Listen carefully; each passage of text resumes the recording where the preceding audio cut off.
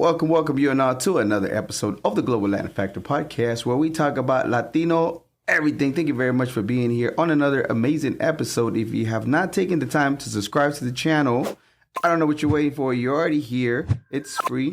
Help us out. It helps us a lot. Thank you so much for the ones that comment. Give us a like. Thank you very much. Today we have, to me, I feel like this gentleman has a very important role in the Dallas, Texas music scene whenever he was doing his thing, and in general, even the club scene. He is a videographer, director, entrepreneur, part of, or actually he is the TV production team for Estrella Media. He has tied to some legendary names such as DMX TV, Revolucion TV, and much more. We have the gentleman DTown Jackal and La Casa. What's up? Hey, how you doing, Christopher? Did I get everything right? Did I misspoke on some stuff? Yeah, you got. I think pretty much hit the nail on the head. Just a few things. Yeah. Not to mention he has his TikTok video that he does action figures review. Yeah. And he does all kinds of other things. But thank you so much for being here. I appreciate it. Thank you for inviting me. For first, we're going to go ahead and before we get to the interview, Preguntas Al Chile. Y Preguntas Al Chile is one of your favorite segments. Smash the like button. I'm Preguntas Al Chile. ¿Estás listo? Are you ready? Yeah, I'm ready. Tacos o tortas?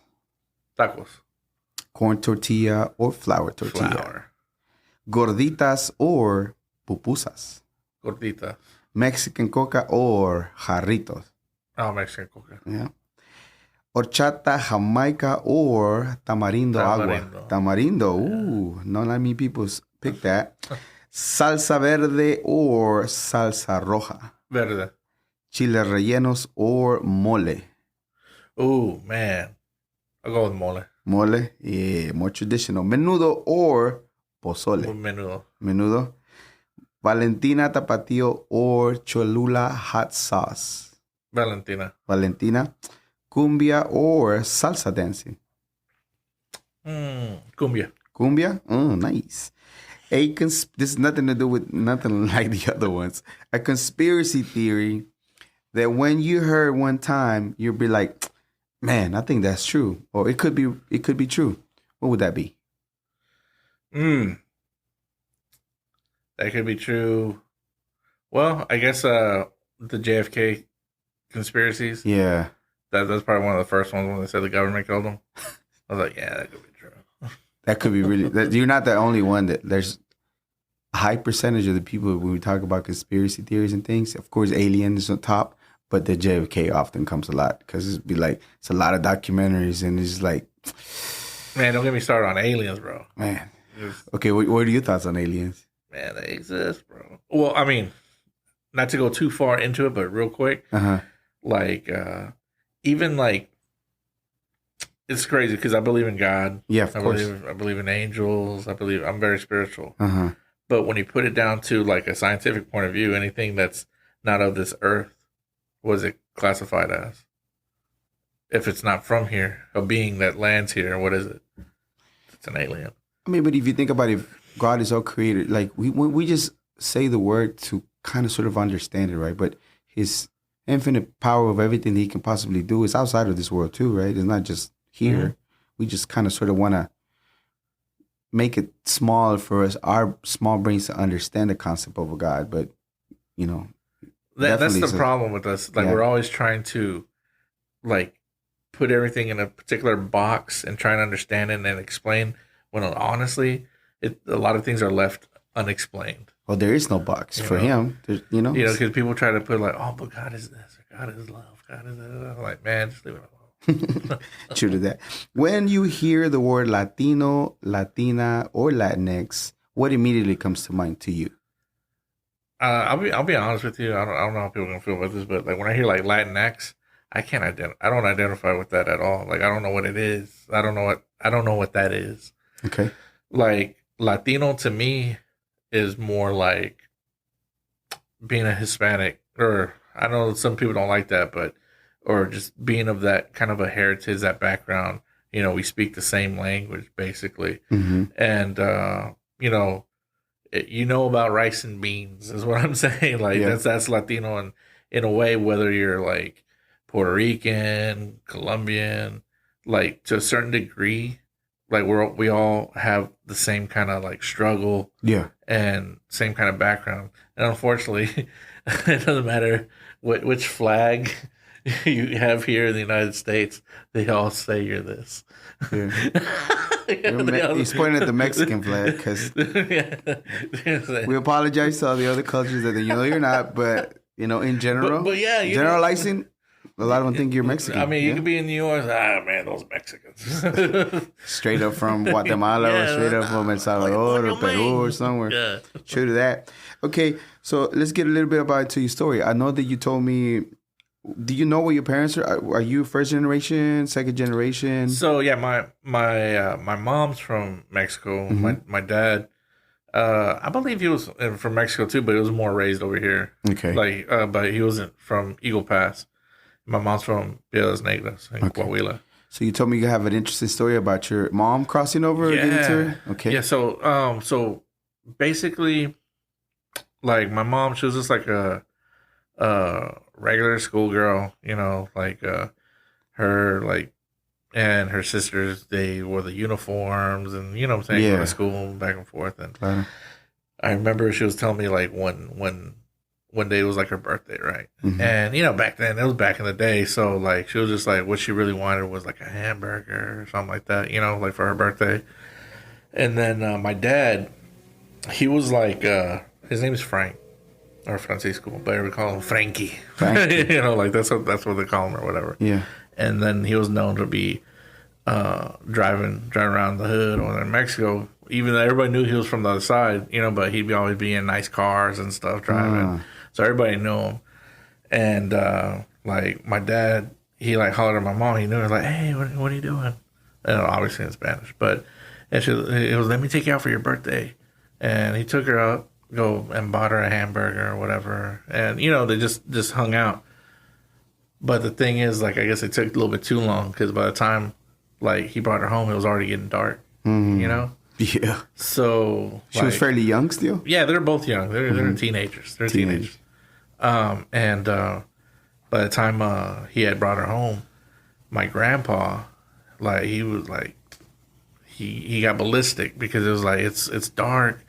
What kind of hours are you coming? What kind of girl do you think this is? What kind of house do you think I'm running? Oh, yeah. And he was like, if this is where you are, I don't need you here. Get out of here. I want you out of here. And basically kicked her out. And my dad was like, well, just come with me. We'll figure it out. I'll take you to my house. And then my my grandma, my dad's mom was basically like, from what I remember is, she was like, well, why'd you bring her here? Well, she has nowhere to go. And like my dad's mom was like, well, I guess just stay here and we'll just figure it out. And that's what happened. Like my dad's family, they're like in charge of like the strawberry fields or whatever. Mm-hmm. So they would always commute to Florida and stuff like that. So it came that time of year and it was like, well, I guess you're coming with us.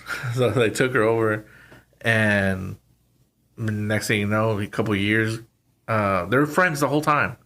But then after a while, I guess they ended up falling in love, and the rest is history, basically. That's crazy. So out of wanting to grab a hamburger, it got a little late just because he was so strict, the grandpa, and all he thought crazy stuff about it is like, get out of here. Yeah, very old school, man. Wow, yeah. Super strict, bro. Yeah, that used to be the case back in the days a lot.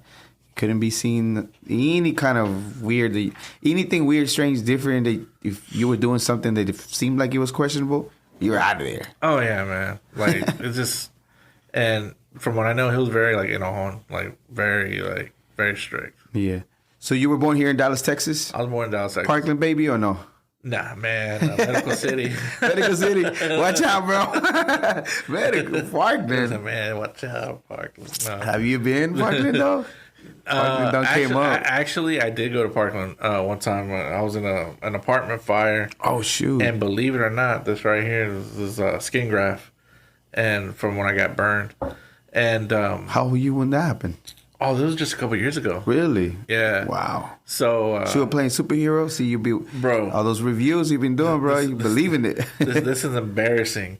I was making papas con huevos, and then so I was Basically, I had my back to it. I had it unattended, and then by the time I saw there was a flame there, like where the pan was, dude, I had like the campana over the stove was like a microwave, right? Yeah. And that was already melting, and basically I was gonna put the potatoes in the grease to fry it or whatever.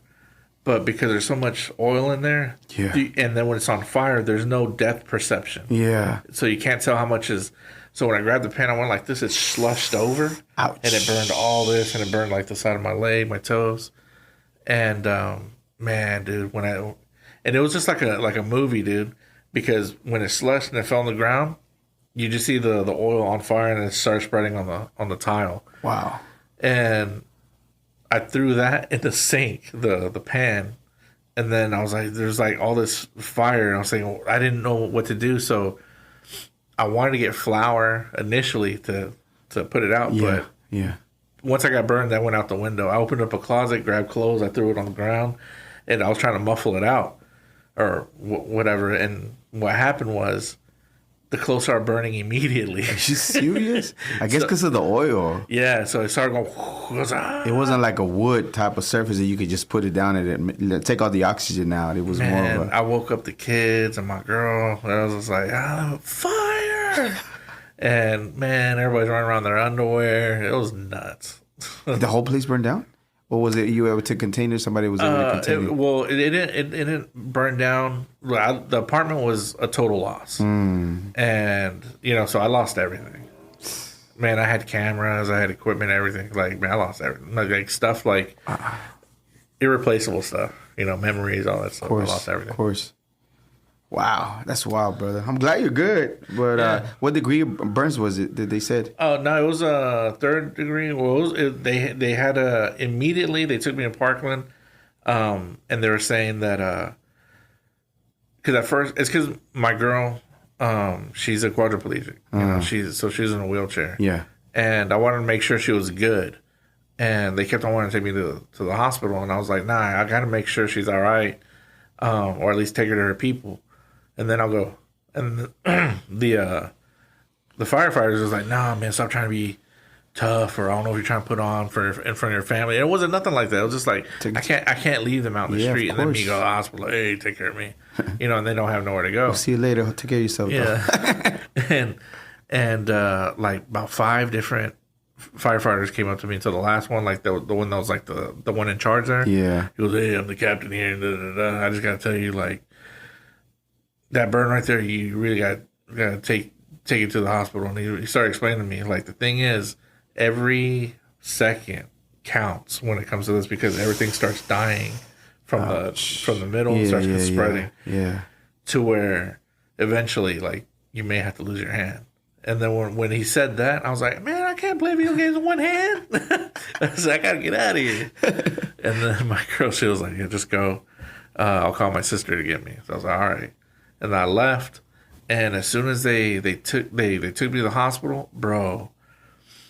Like, have you ever seen like a washcloth, like a regular washcloth? Mm-hmm. That's basically what they did. They put like some regular Dove soap on me, washcloth. They scrubbed the crap out of my hand. You can feel it too. Did they numb it? No, they didn't do anything. They like took all the skin off. Ouch. Like here, everywhere I was burned, they did that. And dude, I never purposely, like, really wanted to cuss people out like that, but dude, I was cussing out the nurses. I was like, motherfucker. Man, that's crazy. They don't give you anything for the pain. No, they didn't give me anything. Jeez. If they did, I don't remember. And they put this thing on my deal. It's called a Doppler radar, just like the weather. Yeah. And what it does, it tells you if it's dead. Like if it'll come up kind of like a thermoscope or something like that. Yeah. And then if it's still alive, it'll come up. And then like if it's dead, like it'll be like no reading or whatever. That's what it was, like right here. And they're like, oh yeah, we're gonna have to get you a skin graft, otherwise, it's gonna spread. So yeah, this is actually my leg. This. Oh wow. Yeah. So they grabbed that, and put it right there. Wow. Yeah. And it's crazy, man, because to me it looks like some Leatherface type thing. It does look a little bit Leatherface. The color is different. And I went to a checkup, and it was weird because first off, let me just say If you go to Parkland because of burn, they're the number one burn unit in the country. Oh, nice. So they took care of me, and it was on. They had me back up and running within 2 weeks. So you were good back then. Yeah. Rehab that you had to do on that? No, I had to relearn to use my finger like this because my skin had to learn how to stretch. So I had to like learn how to do gang signs. But I had to stretch that right. You only get back with one hand. I was like, yeah. That's funny. But I went to a checkup and a doctor looked at it, the skin graft, and I was like, yeah. And they took my hand. They're like, oh my God, this is beautiful. And I was like looking at them like, it's beautiful. And I was like, where'd you get this on the Parkland? I was like, oh yeah, they got this one of the best. One of the best. It was beautiful. I was like, dang man, this thing was nuts. You're hilarious. So you used to do comedy too. That was we'll talk about it here in a little bit. Okay. So glad you're good. Glad your hands are good, and you got some beautiful work done there. Okay. So when you were going to school at all, was the thought of you like doing any videography, grabbing a camera, or anything like that ever occurred to you at all? There was thoughts back in the day, like, because there were like AV clubs and stuff. Yeah. I wanted to do it, but like back then, dude, I grew up like in the 90s. So I was like, nerd. Yeah. So I was like, nah, I can't do that. So it's too cool. You're trying to keep it too cool. I was too cool for school back then. All right. So finally, you get in a couple of friends. They're doing some music, and you just kind of sort of want to get into the rap game a little bit. Yeah. So it wasn't until after high school, after like I was basically like a deadbeat 20-year-old, like with no direction. Went to a buddy's house, and sure enough, they say, "Oh man, he's across the street." I go over there, and like the neighbor across the street, they had like a studio, and next thing you know, people were like jumping in front of the mic, rapping and stuff like that. And that's basically when I had my turn to do it. I was like, man, that was like the most fun I ever had. I thought it was awesome because I was rhyming. There was like, man, you could rhyme. I was like, yeah, I thought I was really doing something. And I moved to DC a little bit after that, and I stayed out there for some time with my brothers, working for my brother. And he has a construction company. He had a construction company, and I was his driver. And basically, honestly, he paid me very well to do nothing. So with all my money, I didn't have to pay for anything. So all my money, I saved it, and I started buying recording equipment, like a little laptop, mic, the little filters. And, dude, I thought I was really doing something. Once I got the filter on the mic, I was like, oh, official. And, so I had like a walk-in closet, and I converted it into like a little studio / little booth or whatever. And I was learning to make little beats, taking beats and stuff like that. Like, this is pre-YouTube, so when I'd say taking beats, I'd go on to LimeWire. LimeWire. I gave my computer aids, like going on that thing a couple times. I would jump on LimeWire and download beats or instrumentals and stuff, or I'd buy them at the store. Back then, you actually bought the actual media. I remember one of the ones I bought was Jay-Z's Black Album. It was special because they did an all instrumental version of it, of the whole album. Nice. And, just stuff like that. I started mixing stuff from rock to rap. And then I would try to jump on a track. And honestly, this is kind of embarrassing. But okay, there would be songs like Jay-Z or 50 Cent or The Game or little songs that were like popular. Yeah. But there'd always be like a little space. And I'd loop it, right? And then I'd loop it to where I'd put just enough to where I could put a couple bars in there. And then I'd burn it on a playlist or whatever. And I'd just be like in the back of the car playing it with my brothers, see if they catch it.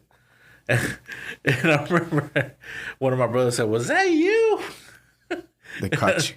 They caught you. He was like, "Yeah, it was all right. It was all right. It was all right."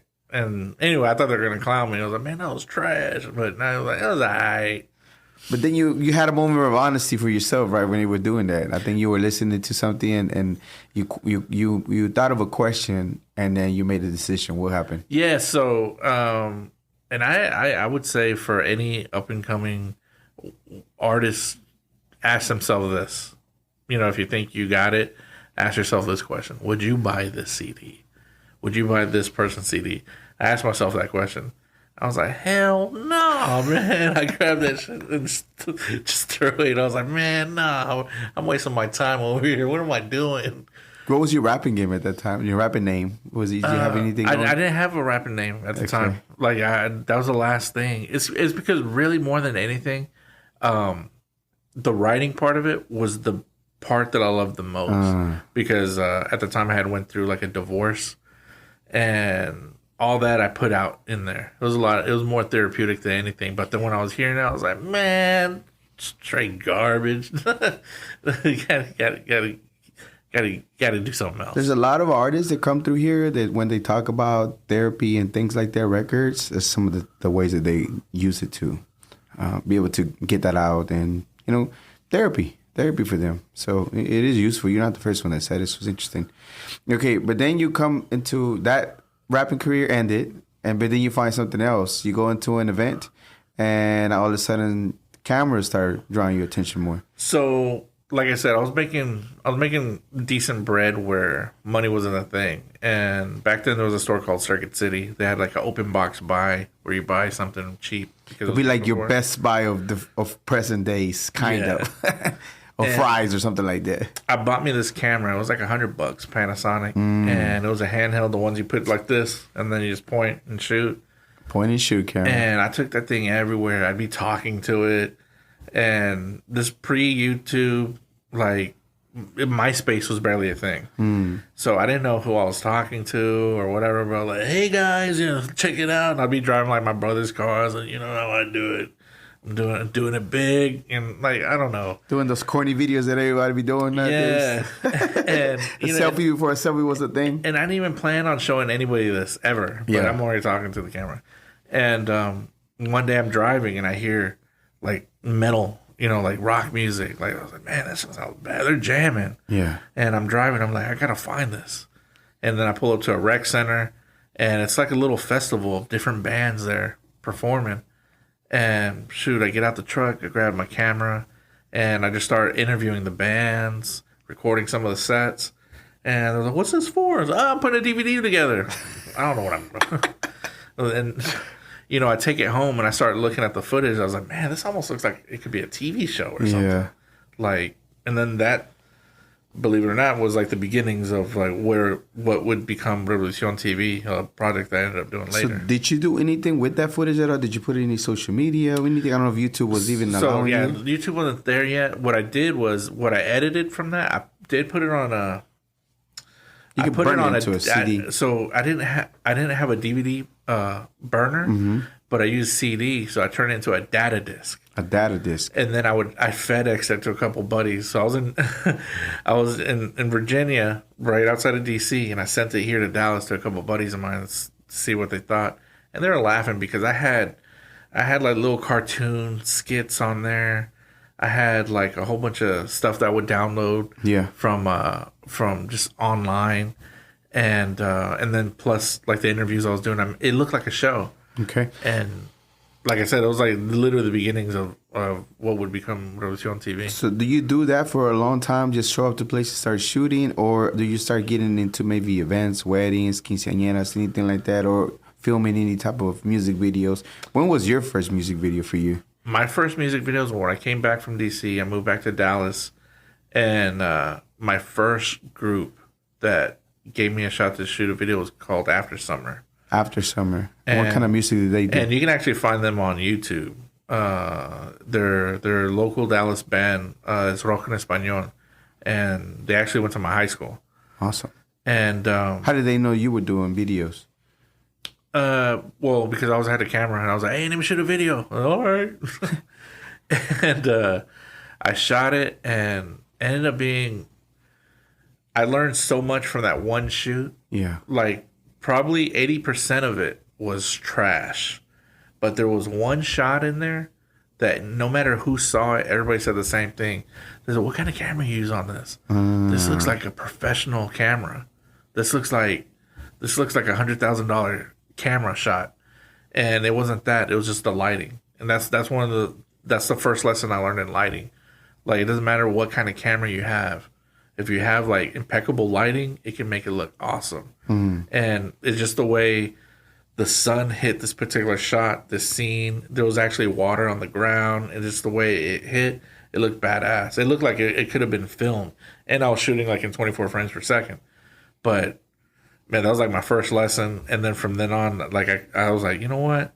I think I got something here. Yeah.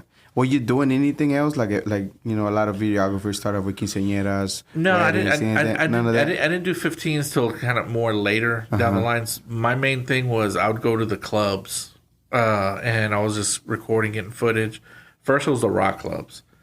Then it was like techno, and then eventually, like, I put like a little sizzle reel together, and I reached out to, at the time, there was a club called DMX. Okay. And they happened to have a TV show on. Before we get to DMX, any other footage you were recording? Were you putting it in a DVD, CD, anything yet? Well, I recorded stuff about me, you know, like trying to be on camera. Okay. But nothing like... nothing fully produced that was good to go to be put into some kind of product or package, anything like that? Nah. Not yet. Everything that came after, like, that was like, to that level was after DMX TV. So you... where do you know DMX to be? Where do you see it? How do you hear about it? I think it's the talk of the town. Like, everybody wants to be there on a Thursday, on a whatever day. So for me, I didn't even know DMX TV existed. So I went to a buddy's house, and it was Saturday. We were gonna go. We were actually about to go out to the club, and then he was like, "Hey, bro, you seen DMX TV?" I was like, DMX? DMX has his own TV show? Like the rapper. You was thinking about the rapper. He was like, no, bro, like the club. I was like, what? It was like, no, check this out. And he put it up, and it was like that time of night, and it was airing. I was like, what the hell? I was like, I thought it was like the coolest shit ever. I mean, can you cuss? Yeah. We prefer not to, but here and there, we have to express yourself. So I thought it was like the coolest thing, right? And like, we went to the club. And I couldn't stop thinking about it, you know, till like one day I just got the nerve to start hitting up the guy that was producing the show, and that his name goes by Me Mowdy. How do you find the contact for him? Did you see him that day in the club? Did you see the credits? No, so I saw the end credits and it said producer Me Mowdy, and it was like one of the only credits I was on the show. So I figured he's the one putting it together. And at the time, he was on the radio. He was on 106.7 Casa. And I went to the Casa website, and each DJ has like their contact information. So I hit him up on his work email, and then I looked him up on MySpace, and I hit him up on MySpace. And then on there, I also had like his personal email and his MySpace email. And that's what I did. I just copy and pasted an email saying, hey, I'd really like to be part of the show, blah, blah, blah, blah. What did you saw when you were watching the show that it was good, that you thought, I can make it better? I have some ideas that can make it pop more. Oh, well, I ain't gonna lie. It was very, like, lowbrow. And it looks like it was just shot, like, just improv. They're just shooting just to shoot. There's no real direction. And what I was doing, everything, like, I'm not classically trained in editing or anything. Everything that I've done and learned is self-taught. For one. YouTube videos at all? No, I started doing this trial and error. Yeah, trial and error. Yeah. I was like, what's this do? And everything, I would watch movies like Taxi Driver, Goodfellas, things like that, like Martin Scorsese flicks. Did you get with any other videographers that kind of sort of give you direction? None of them? I didn't know. So you just push his button, see what he does, watch a bunch of movies. Yeah, I had no frame of reference or nobody to ask. Wow. But being in Virginia, I had plenty of time on my hands because I didn't know anybody. So I was just in an apartment by myself with a lot of time on my hands. So I figured it out. So you watch a bunch of movies and see kind of sort of the angling, how everything looks. I would watch stuff and I was like, how do you do that? How do they do that? And then it's crazy because that's how I learned about stabilizers, gimbals, cranes, and all that lighting, because it was like, I see how they did that. Because I'd be practicing at home, like with the tripod, trying to see if I get the same shot. Really? Yeah, I'd be doing stupid stuff. Okay. Like I'm over here falling with my equipment. So finally, you get a reply back from me, Maori. Finally, he gets to know that you've been trying to get a hold of him for some minute now. Yeah, so I hit him up, and he didn't respond right away. No, like I'm blowing his shit up. How long? I'm blowing him up. How long you say you would try to? It was probably a few days. Few days. Yeah, it was a few days, like consistently. I was like, man, maybe he didn't get it, or he didn't see it. Maybe it's like buried under a whole bunch of emails. Yeah, I don't know. And I was like, nah, well, I'll just send him another one. And then he calls me, and he was like, "Is this DTown Jackal?" And because that was my name on. Okay, remind me again. How did you get it? Oh well, DTown Jackal. So when I was like recording the bands and stuff, there's a little time where I was like, this could be a show. So I was like, well, I need somebody to be in front of the camera and be like a host. So I was like, I don't know anybody, so I'll just do me. So I went in front of the camera. And I would do my name. I was like, hey, my real name is Randy Almaguer. But, like, that sounded so... So I was like, nah, man. And so I have a gamer tag that I always use. It was DTown Jackal. And that's what I ended up using. I was like... How did you pick DTown Jackal, even as a gamer? As a gamer, it's because, like, I just thought it sounded tough. I like it. I like it a lot. Jackal, and I was trying to go for like some kind of a Punisher vibe, sneaking around, taking care of business. Yeah, DTown Jackal. So I mean, when they had like I'm doing like my own talent development in front of the camera, and I'm going, hey guys, this is Randy. Hey, and I was like, okay, take a pause, and I'm like, hey, DTown Jackal here, and we're in a brand new episode of, and I was like, whoa, rolls out the tongue. Yeah, it's like, yeah, I like that. And then I just did it from then on. I like that name. Okay, so let's keep going with me, Maori. He answers the phone, looking for DTown Jackal. So Maori calls me and I was like, this is DTown Jackal. I was like, hey, no, I was like, that's literally what I was like, who the is this? This is me, man. I was like, get the f out of here. Who is this? And then it's me, Maori, from 106.7. I was like, oh, hey, man, how's it going? And I was like kind of embarrassed because I was like, I'm thinking back, like, dang, I sent him probably about like 50 emails. And he was like, man, let me just tell you, you are one persistent son of a. And I was like, yeah, I'm sorry about that. And he was like, look, I wasn't gonna respond, to be honest with you, but after so many emails, something told me I got to see what this guy's about. And we started talking. One thing led to another, and he invited me down to the club. And I went. I showed him my little reel, and he brought me on. I even told him, I was like, man, I want to be a part of your show. I don't have to be in front of the camera. I just want to be a part of it. Like, help out. Like, make it look better, give you a better product. You don't even have to pay me. And he was like, look, I'm going to tell you what. You're in. But in good conscience, I can't have you do it for free. I got to give you something. Mm-hmm. He goes, because I see your skills. And he paid me $200 a week. $200 a week? $300 a week, and you used to do it every Saturday, Fridays, Thursday, Friday, Saturday, and you'd be editing and Sunday. So they give you the footage, and you just be editing and doing everything else. So I would go down to the club just to see how it was. First couple of weeks, it was just shadowing how he did it until eventually, like, it led up to me directing episodes. He would just leave it up to me and the camera guy, and the only thing he wanted to do was be in charge of the skits and stuff like that. It was like, hey, come over here, what do you think? And then we just add to it, we'd punch it up, and it was just ridiculous. Okay. How long did it run for y'all? How long of a run did you have? So before me, he was already doing it. So it ran on the air for a couple of years. Yeah. Until unfortunately the club had to shut down. But by that time, I wasn't no longer part of it. Yeah.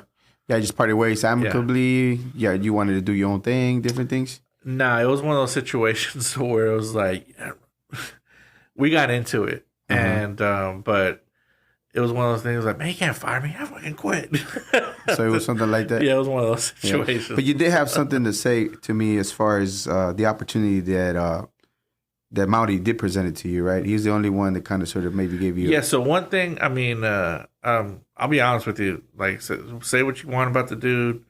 Anybody, I'm not saying that you did, or anybody, but that guy, he did give me an opportunity, and I'll always be grateful to him for that, because if it wasn't him, I wouldn't. He had taught me so many lessons about the industry, like, and it's crazy just about the way, like, for example, infomercials and TV commercials, the way they work and things like that. Like, he taught me so much in just a little amount of time, and I'll forever be grateful. This is lessons that I've been able to take on for years and for me to profit off of. Awesome. Okay, so you leave DMX, and after that, where you started heading to? What do you want to do at that time? Do you want to start creating Revolución TV? Do you have anything else that you have in mind? Are you working? So at the time, I created a Revolución TV before I leave DMX. Before we parted ways, that was already up and running. And one thing about Revolución TV, this is one of those things where I could tell you that if you really want something, like if you ain't hungry, like don't do it. Like, because you got a dog, you got to be a dog, bro. You got to eat it, breathe it, all that. Give us an example of the things you did. So, okay, so I'm presented with the opportunity to do Revolución TV, have it air on Azteca America and MTV3. And they give me the airtime. They give you the airtime. They don't sell it to you. And the thing is, because I'm in a particular deal, because it's going to be simulcast, I have to make sure I give them $800 a week. A week. This is like rent. $800 a week. Yeah. And at the time, I'm like, man, I barely got like $100 in my pocket. You know, like, you know, extra. I was like, how am I going to do this? I don't know anybody. And like they talk to me, they give me the contract, I sign it, and you still sign it knowing you don't have no money in your pocket. Yeah, You believe in what you're doing. I sign it, and they left, and I instantly had, like, I guess, buyer's remorse. Like, as soon as they left my office, you freaked out. Yeah, and I called them back. I can't do it. And the representative said, look, I'm going to tell you right now, you have a really good product. Like, you can get sponsors for this easily. You just got to go out there and get it. If you can't get the sponsors within 2 weeks, we'll just rip up the contract, null and void. Don't worry about it. You got 2 weeks. But at least try. Yeah. Like, you deserve this. You remember that person? Yeah. Yeah. And it was a female. Her name was Bianca. But I was like, you know what? All right, I'll try. And at the time when I was doing this, like I said, I was doing a lot of clubs, recording here and there. And so that way I could gain entrance into certain clubs. I would tell the managers, I was like, hey, how would you like a menu on your TVs where it'd have like commercials of your restaurant, but at the same time it would go into music videos of the bands that are playing, you know, stuff like that. I'd do stuff like that, and for free, just so they could give me gain entry anytime I wanted. And one of the people, the establishment was called Firewater Bar and Grill, which later became like Gas Monkey, and later became like so many other things. Like right now, I guess it's like a Mexican restaurant off of technology. Yeah. El Deseo. I believe El Deseo or El Destino, one of the two. Something like that. Something like that. And like, but before it was a Firewater Bar and Grill. And the manager there, her name was Stephanie. And I asked her, I was like, you know what? She was the first person I called. And I was like, hey, Stephanie, I got this opportunity to have my own show on the air. And I'm trying to see if you'd like to be a sponsor. And she said, well, what do you mean? I said, basically just sponsor the show, and what I could do is I could provide like commercials throughout the show, or maybe at the beginning of the show say, this show brought to you by blah, blah, blah, you know, just for a monetary sponsorship from you. And she was, well, how much? How much would it cost me? I'd be interested, but how much would it be? And without thinking, because I wasn't prepared, without thinking, I was like, $850. And she said, yeah, I could do that. Sound like a nice round number. Yeah. And she goes, yeah, I could do that. For how long? 3 months. Like 3 months, we could do a 3-month contract just to see how it goes. And like I said, I was just like, just throwing numbers out there. And so remember, it cost $800 just to have it weekly. So you had it paid and made a $50 profit. Yeah. So right except for the timing that you have to go out and do this stuff. So I explained to her it was $850 a week for 3 months, and yeah, so already making $50 profit off of the first person I got. And then once that happened, it was like I was off to the races, bro. I was like, oh man, forget this. This is what I'm gonna do. And yeah, so once I started producing the show, started getting more sponsors in, man. So it was all sponsors or advertisers or anything like that? Do you distinguish them? Just people that wanted to have commercials during the show. Anybody that wanted to be on the show, man, that thing was like, if that was a drug, I was serving up the block, bro. Everybody was. Yeah, everybody was getting to see on TV. So but the product was good though. Yeah. People saw it. Did they see any results? Or anybody was anything like that? They just cared that they were on TV at a particular time. I mean, just like with anything, it all depends. You know, some people may have not had results. Some people had results. And for me, I felt like there was results. I never, like, there was a piece of me that was saying, who's even watching this? You know, like, just to be honest, you know? Until one day I was walking around in Target, and so I was like, Revolution TV? And I was like, huh? And I was like, yeah. And I was like, can I take a picture? And I was like, okay. And, like, dude, I was like, you know, just it just threw me off. Like, you know what the funniest thing is? So, of course, you had me on your show that you have going on now, Parandeando in Dallas, and somebody hit me up and sent me a message. I caught you on TV. I was like, it was freaking hilarious that I was on TV. I was just like, that moment right there, I was like, wow, there's people really watching. Because they sent me a freaking message saying, hey, I saw you. Send me a screenshot of me talking to Jay. I was like, wow. Crazy. It's crazy. It is. Like, so people watch. Yeah. You might not know. You might not see them personally. But, man, there's so many people you don't know. Yeah. To be watching. And it's just like one thing that at that time, the broadcast signals from here to Decatur, bro. You know what I'm saying? Like, it's like. So you have validation at that moment when that kid or that person want to take the picture. Like, oh, shoot, people are watching. And then I really started taking it serious. Yeah. And like at that point, I started telling myself, because I started seeing this income start to develop, and I really wanted to put it on TV. I wanted to sell it to MTV, like New York, and not just be on MTV3. I tried to sell it. I tried to go that route, but then, you know, like I felt like doors were just shutting on me because, you know, being from Dallas, nobody tells you what the business is like, the entertainment business. No one tells you like, oh, this is what you have to do to get to this. And so once I realized you gotta, you know, get an agent and do all this and that, like I was like, oh man, that's a whole lot of work. I feel like I'm missing out on money. And you had that split with your manager and representation, anybody else. So I started doing what I guess I started calling self-syndicating, and started putting on Revolution TV. So I was in Dallas, Austin, San Antonio, and then I wanted to go to McAllen and then Houston. So that way, like once in my mind, I felt like I got Texas, I was gonna start going Southwest, and then later go New York. Yeah, that's awesome. Then, but after that, that kind of pauses a little bit for you. The things that you kind of get burned out for doing it, or what happened? Yeah, so I ended up. So around this time, there was a lot of things going on.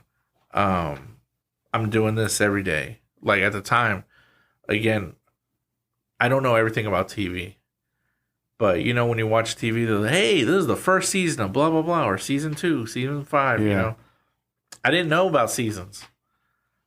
I shot the show every week, brand new, straight. And that's how I was running and gunning for 3 years straight, every week, no break. If it was a rerun, it was because I was sick. Like, that was the only time. And I had a couple of reruns. Like, I had my boy Los. Literally, I'm laying on the floor, feeling like I'm dying, and I'm telling him how to edit. Are you serious? Yeah, like, cut this, cut that, move this. Nah, stupid. Like, it was just horrible, man. I'm over here dying on the floor. And yeah, like, I didn't know about seasons. Yeah.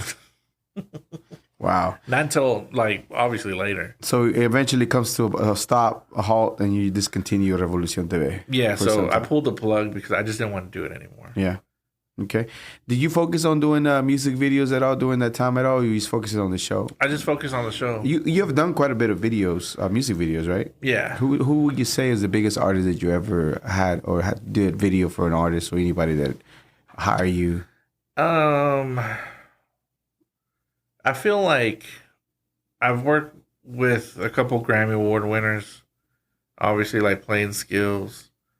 I've done work with like Baby Bash. I've worked with Duro. Like, I mean, a lot of people that have plaques. Pitbull too at that time with Casa, or you didn't get a chance when he went through there? No, Pitbull was on Revolution TV. Believe it or not. So you did. So actually, real quick, we interviewed Pitbull for Revolution TV before he was Mr. Worldwide. At that time, when he was on my show, he was charging $5,000 for an appearance. Within a year's time, it ballooned up to $175,000. So you paid a $5,000 to be on it, or no? No, you got that one. He did it. He did it out of love. Yeah. Did y'all build? How did y'all introduce each other? How did y'all meet? How was the connection for that? Bro, to be honest with you, during that time, it was just all like, if you know somebody, you know that kind of thing. Like, it was just jumping up. Like, I think because we knew Baby Bash or something like that. It was something like that. But, dude, it was just opportunity. How big for you? You might have not seen it, but looking back and people that you put in there, do you think Revolución TV? I mean, MTV3, different places. How big do you think it really got? You maybe didn't really get to see it all the way of the name itself that people were recognizing. Man, I mean, honestly, I don't know. I've never really asked myself that. Sometimes I feel like it was just like an underground show, you know? Yeah. What other big artists did you get to be on Revolución TV? Oh, man. I mean, we've had LMFAO. And they were at their prime at the time. I mean, it's crazy because my favorite band, it's funny because this is towards the end of Revolution TV. My favorite band is called the Deftones. The Deftones, yeah. So we actually set up an interview with the Deftones. We go and record. We're right there where all the photographers are in front of the stage. They said, you got 15 minutes. Get all your footage after that. Y'all got to get out of here. All right. And I get my footage, all that. And then after that, I'm expecting to get like an interview, and they're like, nah. Well, no, they're not going to do it. So they didn't give me why. So I don't know if it was because of the band or the manager. But that was my favorite band. So like that really, like, I got my feelings about that. Yeah. And I remember I'm with this big ass $17,000 camera, like over the shoulder, and I tell my boy Lowe's, because we can't record no more. Yeah. And I was like, hey, pick me up, bro. Left. And he was like, huh? Like, pick me up. I said, we're recording something. And then we're recording more.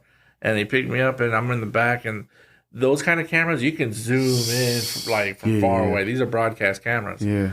And I felt like, I said, I'm going to get my well, not money's worth, but I'm going to leave here with something. With something. And I swear, while I was recording, you can see the lead singer Chino, like, he's like on the mic, and I feel like he like looks at the camera. He's just staring at the camera. They're like, what the hell is he doing?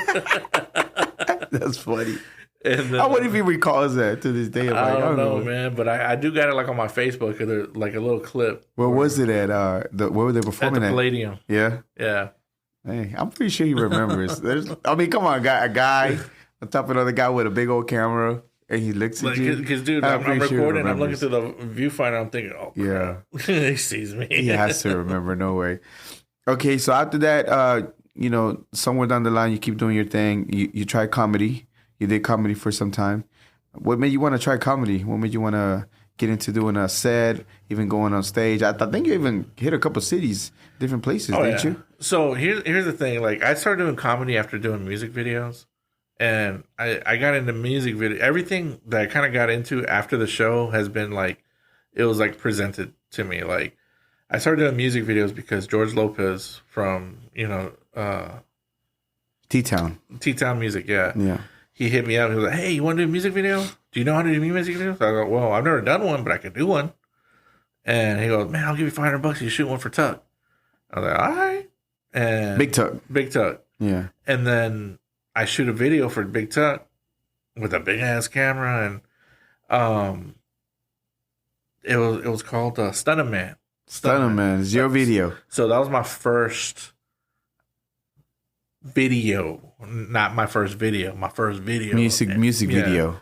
And then from there, that's when I went on a whole rampage of shooting videos and learning the craft, little by little, and discovering. Like, I had this big ass camera, and then I started people running and gunning with these little DSLRs. And I was like, "What the hell? That looks better than my shit." So, but that's kind of how I got into comedy as well. Somebody had hired me to go to shoot a comedy show, and one of the comedians there was like, "Hey, do you think you could do a DVD for me?"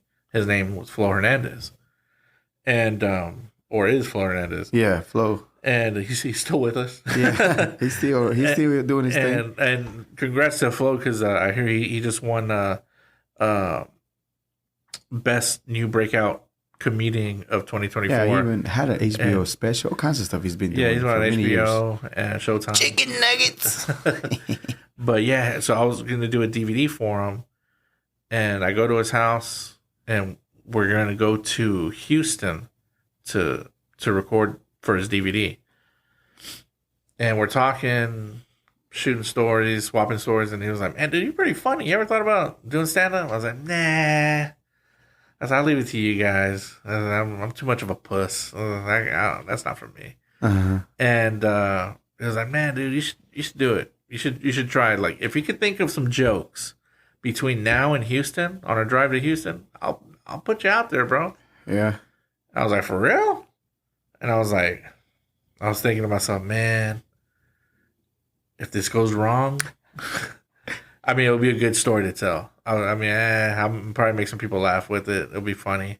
And if it goes right, I mean, I guess it's cool too, So I was like, I go out there and I think of some jokes. How much time he gives you? 2-3 minutes, 5 minutes? At that time, he didn't tell. Like, already going, like, looking back at it now, he was like, "Oh, this got to be good." Like, no matter how bad or good, it's just throwing somebody on there to flail and eat shit in front of a crowd. That's gonna be hilarious for him. So he didn't give me a time.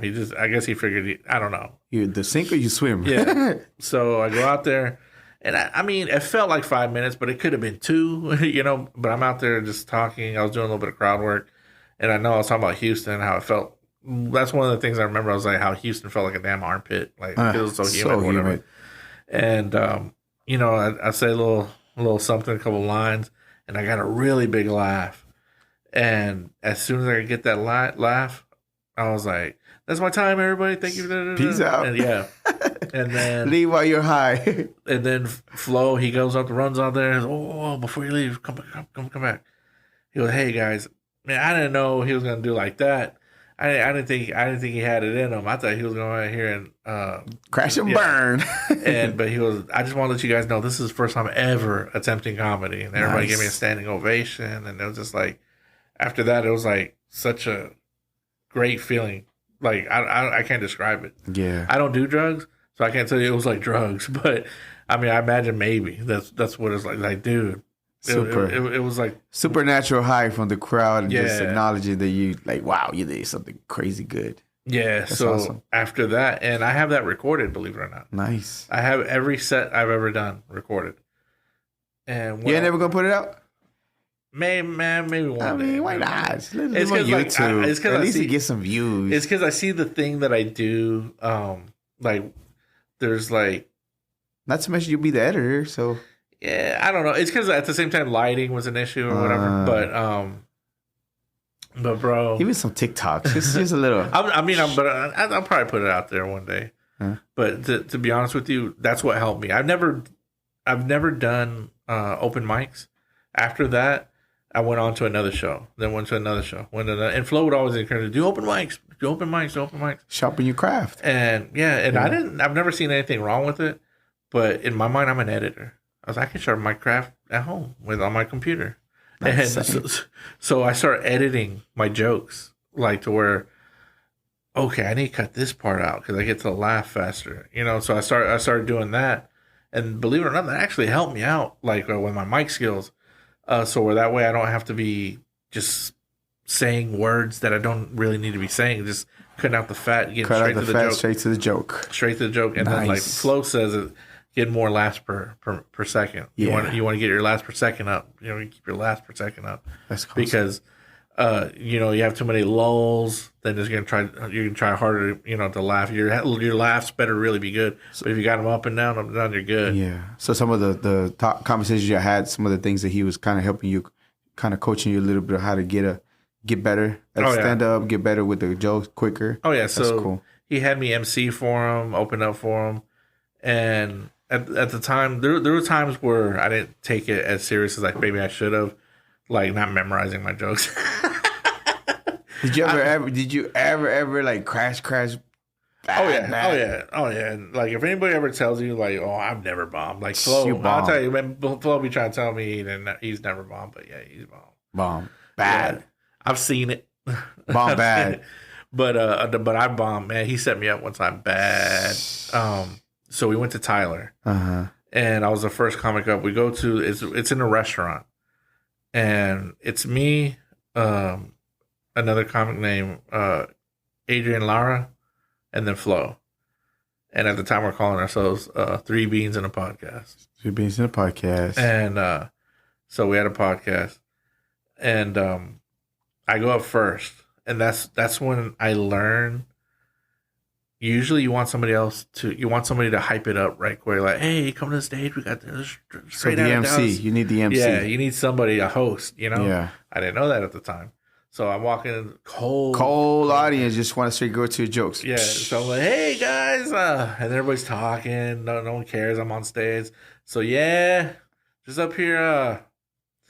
Yeah, and just looking around, and there's like, it's crazy because you got one guy giving you straight eye contact, and he's like, and then other people don't care, and I'm just like, oh man, this sucks, and I go through probably what feels like 10 minutes of material in 2. Like I'm just going straight doom, doom, doom, doom. Yeah. And by the time I look at Flo, I see Flo going, oh man. and I'm just like, man, all right. Because it's a relief when he comes in, because you just burn badly. So he's just like a breath of fresh air when he gets on the stage and starts killing it. So I get a thumbs up from him, and he's just laughing. He's enjoying his ass off, man. And then I'd say that's my time. I get off, and then somebody goes up to try to present Adrian, but then Adrian, he was starting to eat dog crap for a little bit, but then Flo jumps on stage. And then this is when I learned the power of like, don't be afraid to whip the crowd into shape. Don't be afraid to be like, hey, you got to check the crowd sometimes, because they're not respecting, because we're out here to perform for you guys. Yeah. So Flo went out there, hey, I said, we didn't come out here so y'all can just talk amongst yourself. And like, he really gives it to him, but he gets the crowd's respect, makes the whole room shut up. And he was like, all right, now put your hands together for my boy, Adrian Lara, all the way from Dallas. Brings him, gives him a great open. He comes, and then Adrian starts doing his jokes, and then boom, the comedy show officially starts. Yeah. So by the time Flo gets on there, Flo whoops their ass, and everybody's laughing. At the end of the night, we're sitting outside the restaurant, and I'm just thinking to myself, he just looks at me, so how do you think you did? I look at him, I just started laughing. I said, you know how I did. He goes, yeah, I did that to you on purpose. Hey, I go, what? Builds character, and bro. Then that's what he said. He goes, dude, it's because you've had it easy, bro. You need to learn what it's like to eat dog shit. Mm-hmm. It's true. Yeah. I mean, the great ones had them before. You have to surpass those moments. But like every time there's been a moment like that, like I've always take it and I learn from it. And oddly enough, like I feel like I haven't hit the stage in a minute, but if I do, I feel I'm ready for it. But I don't know. Yeah. Did you ever run into Ralph Barbosa at the time? Wasn't even around doing comedy at the time? It's funny because like when I kind of stepped back from comedy, Flo has always to me been like the go-to person. Like if you want to do comedy, go to him, and like he can help you, you know. And he like a lot of people have gone to Flo, whether it be Jesus Castillo, Midnight, Luis Juarez, or Ralph Barbosa. They've all opened up for Flo at one time or another, including myself. And I feel like a lot of people's paths would have been. I'm not saying like Flo did it, but they wouldn't have. He's part of the story. Yeah, he's part of the story to get people put in not necessarily position, but at least minimum give them an opportunity to keep working on getting where they need to be. Because I know when I was running around with Flo, I was opening them up for him. Like it wasn't like we were running around about 2 years, like strong. Like just and I'd be opening up for him here and there.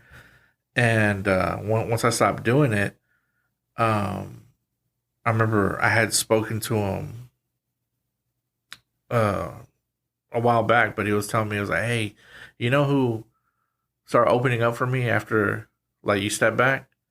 Ralph Barbosa. Yeah. And like, and it's crazy because like all the guys that I see, I mean, it might sound like I'm throwing shade, but I'm just calling it how I see it.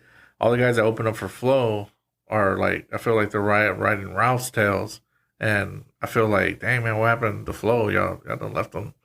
You know what I'm saying? I mean, just your perspective seems like that's what it looks like because you kind of sort of were in the inner circles. I mean, not to say like no. I mean, nobody owes nobody nothing. Yeah, either. Of course. But I just feel like for me, there's a certain loyalty. Like if I were making it or something like that, I'd be like, hey Flo, if I'm about to have a special, I feel like you being one of the OGs in Dallas, you want to come out, you know. Do you think at all that Flo could be very interesting? He's a very nice guy, but I don't know how he is outside when he's not on stage, how kind of person it is. If there's any ego, anything that he might have caused, anything that somebody might not want to put him or bring him along, even though he does have provided a lot of opportunities for different comedies. You think anything there? You know what it is? He's an asshole. Okay. But that's why I get along with him because I'm an asshole too. But he like either I guess it's like if you either get it or you don't. But there's no malice intent behind what he's talking about. But he calls it how he sees it. Okay. You know what I'm saying? And like, for example, that's the thing, man. I feel like when you're around comics, it has to be like that because we're always talking shit to each other. I mean, I tell Flo how he looks like Corey Feldman all the fucking time. Yeah, hilarious. All right, running short on time. Right before I let you go, though, you got an opportunity to be part of Estrella Media, which is now pretty much you're like the production team. So now you're working with them, but you have another project that you've been working on, that continue working on, which is Parrandeando en Dallas. Right. So now you're kind of sort of working on that. What can anybody expect when they're watching? What time can they find it? And what can they expect whenever they're watching an episode of Parrandeando en Dallas? So I produce a show called Parrandeando en Dallas. And basically it's a show, it's a lifestyle show in terms of like where one could have fun in Dallas from, let's say, where you can get a bite to eat, where you could maybe hang out and have a nice drink with some buddies, or take family out for a good time, you know, whether it be a museum or just some family fun. And every now and then we put some music videos to it, but it airs every Friday at 11:30 on Channel 29 Estrella TV. Here in Dallas, Texas. Here in Dallas. Okay, so there you go. You can play your whole day if you, for whatever reason, don't find anything to do. That's where you can kind of sort of give you an inside little history of the different places. What can you expect there? Give you great shots of the plays itself, the founders, the person that created it, whatever it is, and then, you know, kind of even onto the night to some of the legendary clubs here in Dallas or the up and coming clubs or the ones that, you know, trying to get their name out there. Then you let them know. Awesome. All right. Before I let you go, all your social media, where can people find you at? Oh man, you can. Do you want them to find you? Yeah, you can find me. I'm actually on everything, but what I'm really active on is TikTok. TikTok. Man, TikTok got to me. I be watching. I like watching those Asian guys digging laptops out of the creek and really, and they'll clean them up and get them back working again, or they'll get like a rusted watch and fix it up. Dude, I don't know why I'm so addicted to watching that. But you have your own thing. But my own content, I do action figure reviews. I do a lot of little nerd reviews, and from video games, streaming, all that stuff. So to particular finds that you can go to Ross or Burlington Coast and find some particular finds. If you're looking for action figures, I'll tell you where to get them. Where is that? Ross. So Ross, Ollie's, dirt cheap. That's where you'll get them at a great price. But and then again, I'm on YouTube. You can find me streaming and all the other little content on there. You can find on the same channel the music videos I've done, my action figure reviews, and even some of my streaming that I've done playing video games. Nice. Okay, any shout outs, saludos, anything? And comedy. Absolutely, comedy. Comedy clips. Saludos, anything you have? I want to give a shout out to this is gonna be so DMX, to everyone that knows me. And, everybody that knows me from DMX TV. So definitely want to give a shout out to my girl Abby, for sure. She don't even know I'm here, so she'll be like, "Wait, I'm not spreading the word." I'm over here, man. I'm over here. No, so and then all my little homies from work. Dude, I say homies, but they got fired. Or some resigned. Some took another path. Ain't nobody there no more. I think you're the only production team. Yeah. What is an important lesson that you learned doing everything that you did, that you have done so far, that you would tell your younger self? What did you say? What is an important lesson that you learned doing everything that you've done so far that you would tell your younger self that will help somebody else out? What would that be? Believe it or not, Maudie taught me this lesson. Try not to burn bridges because you never know when you got to go walk through them again. Yeah. Or you can buy yourself a boat. You don't have to worry about no bridges. Just saying. But, believe it or not, I feel like everybody that I've met on this particular journey, whether it be like in the entertainment, like from Flo or Maudie, everybody's been a mentor of sorts. And Maudie, he was kind of like a vast source of mentorship with a lot of little nuggets. And a few of them was that. Another one was, it's like, it's not just, it's who you know that could probably get you there. It's not just who you know, but it's what you know that's going to keep you there. Yeah. And that one hit hard for me a lot.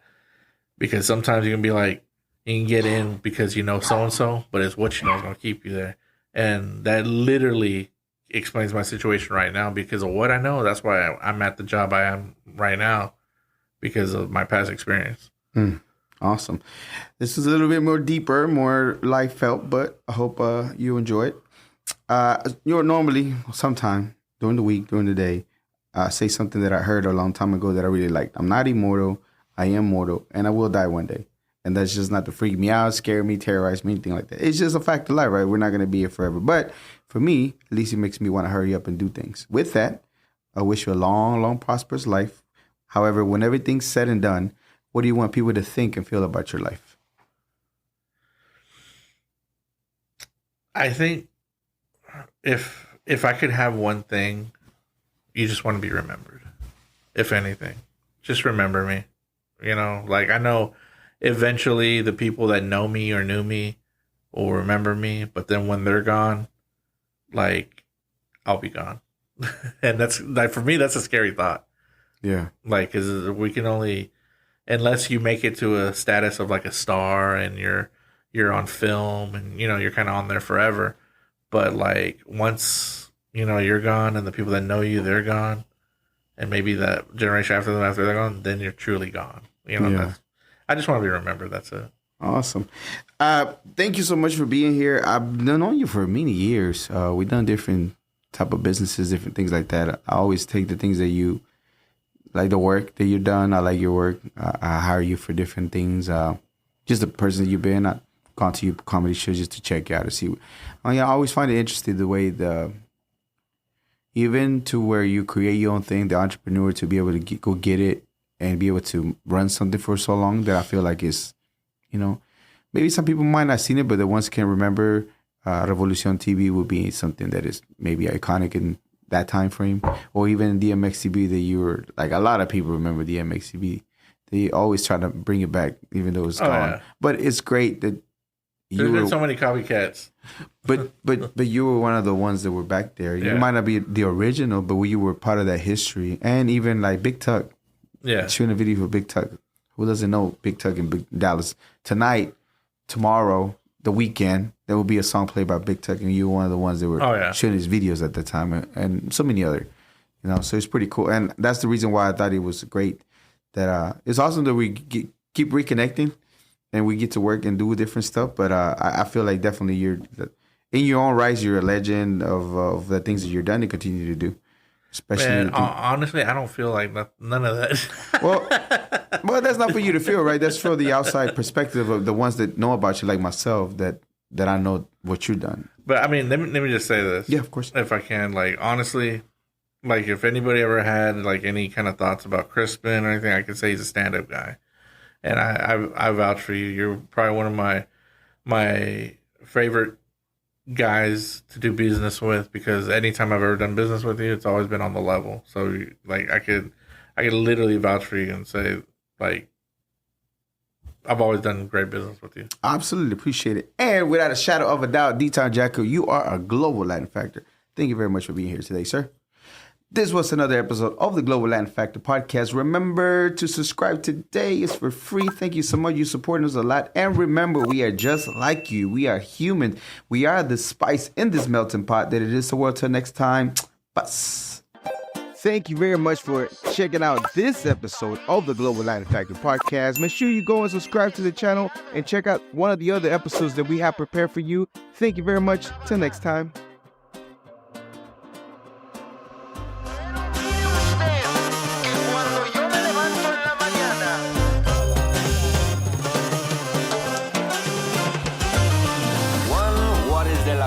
Walks like a pedo but in fact is a flamingo. Coming to Havana and reflecting.